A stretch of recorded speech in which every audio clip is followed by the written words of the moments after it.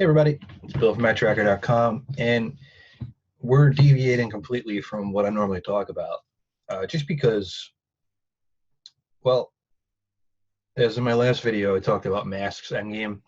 After seeing the movie, I couldn't not at least give some sort of opinion toward this. There's obviously other people out there that are a little more versed in this than I am, but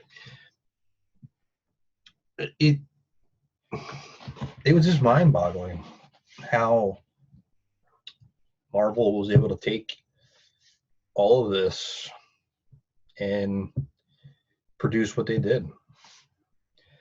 This will be featuring some spoilers, so I'm not going to go over the movie completely, but I'm going to talk about some parts that I liked, some parts that I didn't like, and then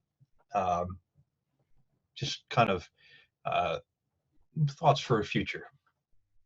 So starting off right away, we're greeted with Hawkeye and his family. You might have seen it in the trailers, where basically his family is dusted, and he runs off frantically trying to find them. And it pretty much draws you right back into how you felt after Infinity War, which is, it's good. It was a year ago, so it's good to have that tie back. And you have a kind of a funny moment of Nebula and Tony Stark in the ship.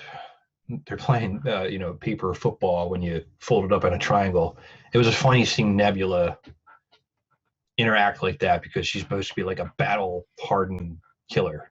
It was just kind of a nice nod. Captain Marvel saves them after it was revealed that they tried to repair the ship, but it didn't make it very far. Captain Marvel brings them back to Avengers base. There's a big,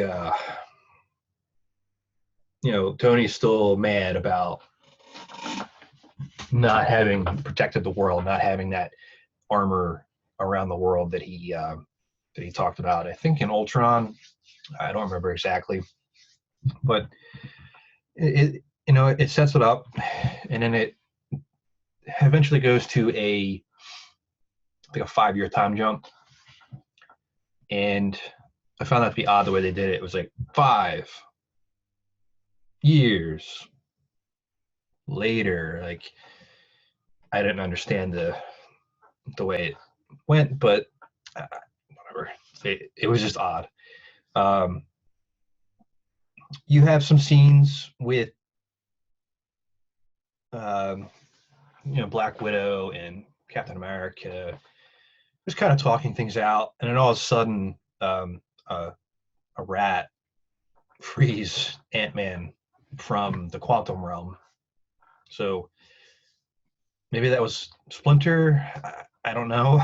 But yeah, a rat saves everybody, essentially.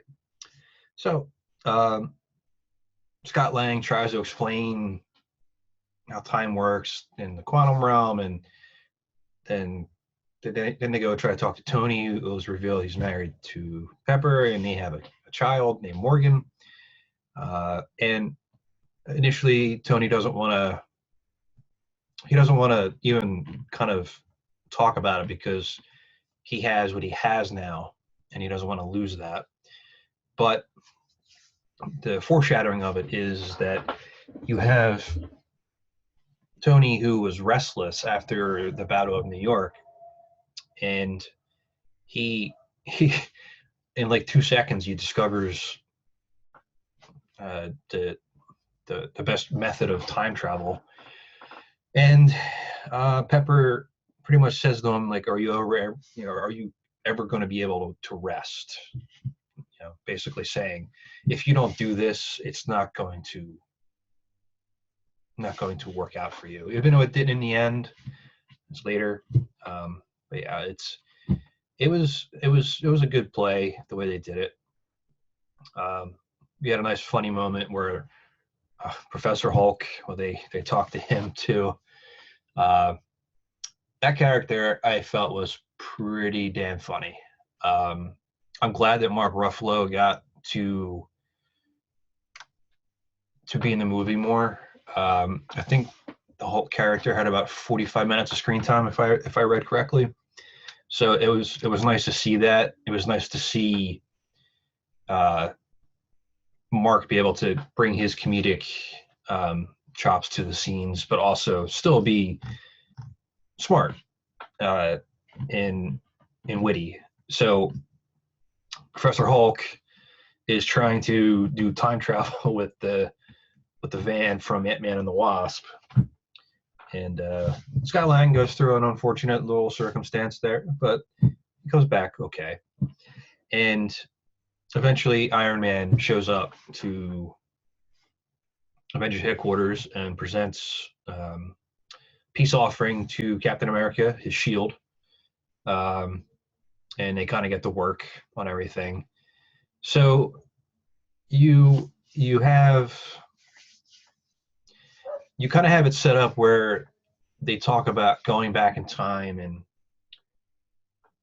getting the stones before Thanos could get to them, or before, essentially before they became accessible to Thanos. So they kind of pick and choose times when they can do it, and it, not even thinking about it, 3 Stones were in New York at one time, so they have a team go to New York. They have a team that goes to Morag, a team that goes to Asgard, and the planet, I can't remember the name of it, the one where the Soul Stone was. I'm sorry, it's drawing a blank. But so Black Widow and Hawkeye go to that planet. War Machine and Nebula are on Morag. Rocket and Thor go to Asgard, and then you have a team of Captain America, Iron Man, Hulk, and Ant-Man go to New York. Thor successful after some comedy. Also, I don't want to. One of the things I was most surprised about was Thor in this movie. So, even though I'm talking about spoilers, you can figure it out for yourself. But Thor was successful. Thor and Rocket were successful. War Machine and Nebula were kind of successful. The turning point of it, where Thanos is able to find out what's going on, is the Nebula of that time and the Nebula that goes back. Their circuits kind of like cross, and it makes sense, but it was kind of something that I wasn't expecting to happen. The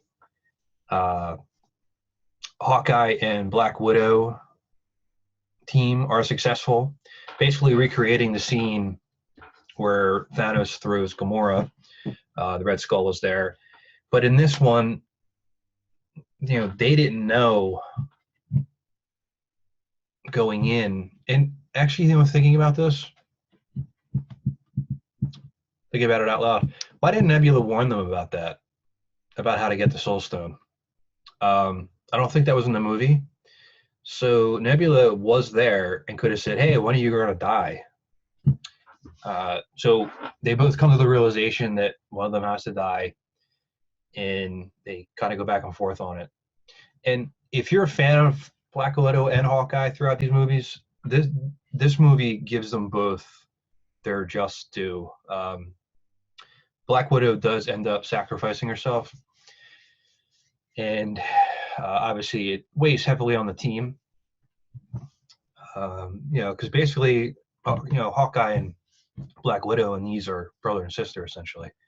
They're definitely family. So it weighs heavy on everybody. But one of the questions I had too was, at the end of the movie, Iron Man has a funeral. Well, Black Widow didn't get a funeral. They talk about her for like 2 minutes. And that's it. So I don't know. In New York, Hulk goes after the Time Stone. I don't know what that was. So the Hulk goes after the Time Stone, and he has to basically learn about time travel and through what was her name? Like the all-powerful one from Doctor Strange movie. I know I'm bad with names with these. I said I love the series, but this is, stay with me on it. Eventually, Hulk is able to, or Banner actually is able to convince her, to give up the Time Stone because Doctor Strange willingly gave it away. So you kind of had to tie back to Iron Man going, "Why did you do that?" Basically, he would say it was the only way, or kind of makes that full circle. The scenes with Loki are funny. Loki escapes with the Tesseract, so Iron Man and Captain America have to go back in time further, and they run into a really well done de-aging of Michael Douglas, Peggy Carter, and Howard Stark. They're able to get everything they need, and then they get back. And when they get all the stones together, they're all together. But Nebula, the bad Nebula, goes back in place of the good Nebula, and she is able to draw Thanos's ship to the present time. But as that's happening, Hulk, well, there's an exchange of Thor trying to say that he's the strongest Avenger, so he should do the snap to bring everybody back. Eventually, it goes to Hulk, basically saying that all the stones emit gamma radiation, so I was meant for this. He does it after a lot of struggle because it takes a lot to wield it. And he did it. People start coming back, slowly, but they do. But basically, as soon as they start coming to a happy realization, all open, warfare happens on Avengers base, and sets up for probably you're going to see the most epic battle I think you'll ever see. And it just starts out nice. You have Thanos just waiting, and then you have Iron Man, Captain America, and Thor all approach him. They try to fight him. Doesn't go well.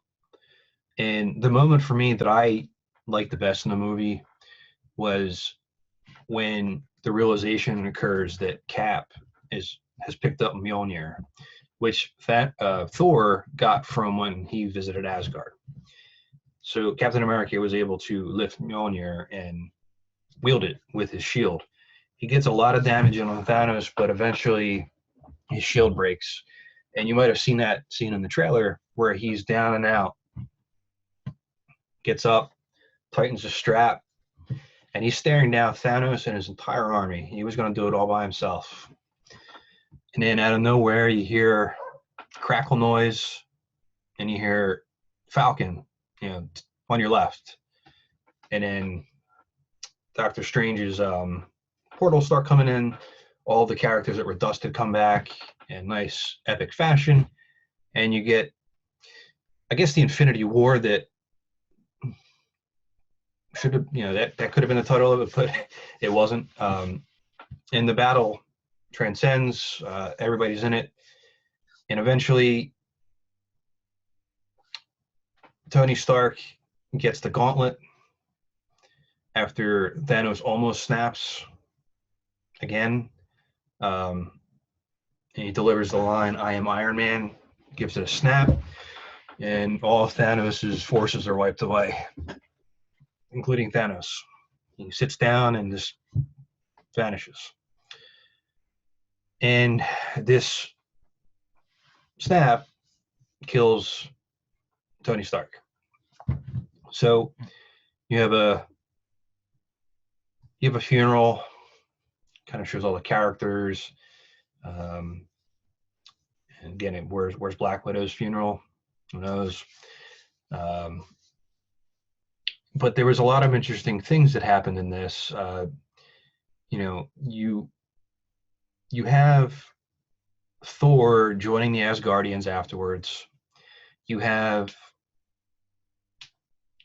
Captain America when he takes the stones back in time to prevent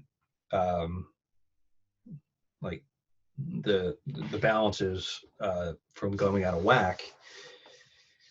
He has an exchange beforehand with Bucky and Falcon, and when he goes back, he doesn't come back. And you see him sitting on a little bench overlooking a lake, and there's an exchange with Falcon, just talking about, hey, what happened, type thing. And at the end of it, Captain America gives his shield to Falcon, signifying, pick up my mantle. And a lot of people question this because why? He's already an established character. Why take on another persona? It's about the mantle of the character. Same thing with Batman. It was done, I think, with Iron Man. And the Captain America mantle means more than the mantle of Falcon. Sorry if you're a big Falcon fan. So both Falcon and Bucky have been Captain America. There have been other Captain Americas too, but for the standpoint of what we're doing with the movies, and those two are getting their own TV show too on Disney Plus. So it's Loki, and Vision and Scarlet Witch, they're in there too. So there's a lot of questions about what happens going forward, but all in all, if you're a fan of the movies, and obviously they couldn't go on forever, but they found a way to do that. We can still enjoy these movies without Robert Downey Jr., without Chris Evans, without Scarlett Johansson, and whoever else isn't going to be along the way. I thought parts of it were a little long, but I can't fault it. It's a 3-hour movie that they had to fit all that stuff into. It was for the fans. Also, paying homage to the characters themselves, and also the actors that portray these people. Are these Oscar-winning movies? No, but it shapes culture, and that's, to me, that's bigger than somebody winning an Oscar. When you help shape a culture, you shape a way of life. For me, that's a better form of entertainment, I think, than somebody reciting Hamlet. That's just me, and that's my phone. But let me know how you thought about it. Like, did you also too? I don't say I liked Infinity War better than Endgame because I just consider it one movie. But what were some of the things that you wished happened? What were some of the things that you liked the best? Is there anything that